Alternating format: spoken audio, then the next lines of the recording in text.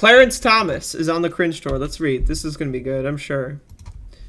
Clarence Thomas calls out John Roberts as Supreme Court edges closer to overturning Roe v. Wade. All right, so now, like, I just want to say, like, this is the gamification of news, right? Like, this is like everything is like exposed, called out, right? Like, do you think Clarence Thomas really called out John Roberts? Let's find out. I mean, it's possible.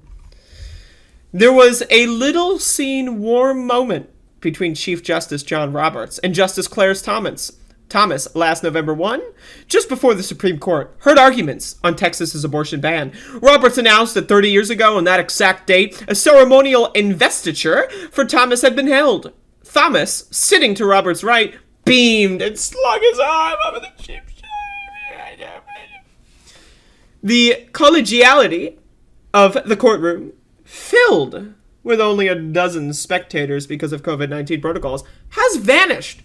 The two justices are now engaged in an epic struggle over a new abortion case that could mean the end of Roe v. Wade nationwide and unsettle the public image of the court. I love how CNN is still reporting as if like CNN, a far-right media outlet, is still reporting, oh, it could mean the end of Roe v. Wade. Motherfucker, they've literally telegraphed for the last 30 years, 40 years, that they're going to destroy Roe v. Wade. There was a draft leak that said that they're going to destroy Roe v. Wade. Stop with this could bullshit. Oh, well, Roe v. Wade could be dismantled. It's possible.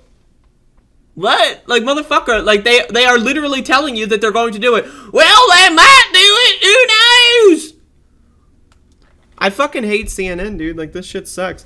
Last week, at a Dallas conference, Thomas took a surprising public jab at Roberts. Thomas has long touted the good relations inside the court and avoided public criticism of colleagues. He might not always have embraced his colleagues, but he avoided letting any enmity slip. Thomas last week recalled the court atmosphere before 2005, when Roberts joined and said, "We actually trusted each other. We may have been a dysfunctional family, but we were a family and we loved it." Like this sounds like a fucking sitcom. Like, is the music gonna start playing? Are they gonna look at the camera and go, right? Like, what is that? We're a family and we loved it? What the fuck? Thomas's blunt remarks suggest new antagonism toward Roberts, and added to the uncertainty regarding the ultimate ruling in Dobbs v. Jackson Women's Health Organization expected by the end of June. The uncertainty? What does that mean, uncertainty? Literally, they have said for 40 years that they wanted to overturn Roe v. Wade. They got the fucking Amy Coney Barrett, or Comey, I don't know what her name is. But anyway, they got her in. Right? And then, like, she's like, oh, yeah. So this is, like, she's in a cult. She was literally born and raised in a fucking cult. They got her in to, like, you know, talk about how we need to increase the domestic infant supply. They leaked the draft message, right?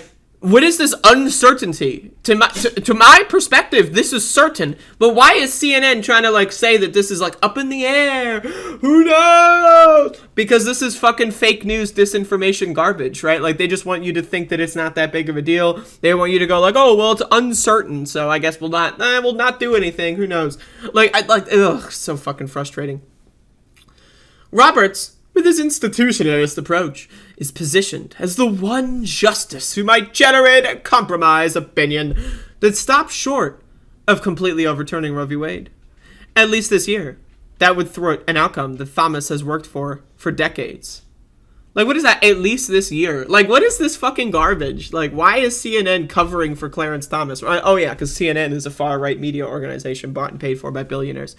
The pending decision, with a half-century of privacy rights in the balance, was already the most anticipated in years. After Politico on May 2 published the first draft opinion, dated Feb 10, that appeared to show, you might have heard a squeaky toy. I think Max is fucking... Max, what are you doing? Max! Max! Oh, he's coming. Come on, Maxie. Come on, Maxie. He's playing with his eggplant toy. Alright. Anyway, so apparently there's some strained relations at the Supreme Court. Who fucking cares about this shit? Like the real fucking Housewives of the Supreme Court. Like, is that gonna be like a new show? Because I'd watch that. I'd watch the Real Housewives of the Supreme Court. That sounds fucking cool. Like, I hate, like the way media reports this shit. It's like, it literally reminds you as if you're watching reality TV, except these are people that wear Snuggies and make decisions about your future and what rights you're allowed to have. Like, this isn't, like, we're not reporting on a fucking reality TV show, motherfucker. These are insane far-right psychopaths who are trying to destroy the country and turn half the population into second-class citizens. I mean, like, Jesus fucking Christ, you know what I mean? This is insane. Like, imagine if there was, like, an all-female Supreme Court, and they dictated that, like, men are no longer allowed to masturbate because, like, every time men masturbate, it's a genocide of potential offspring. Like, do you think men would just be like, oh, isn't that crazy that, you know, justice whatever the fuck is, oh, she got so mad at other justice whatever. Like, do you think, like, no, men would be like, oh, let's get guns and kill these fucking bitches, right? Like, but the other way around, and it's like, oh, this might happen, it could happen, but let's talk about their interpersonal relations. It's ridiculous. It's fucking ridiculous.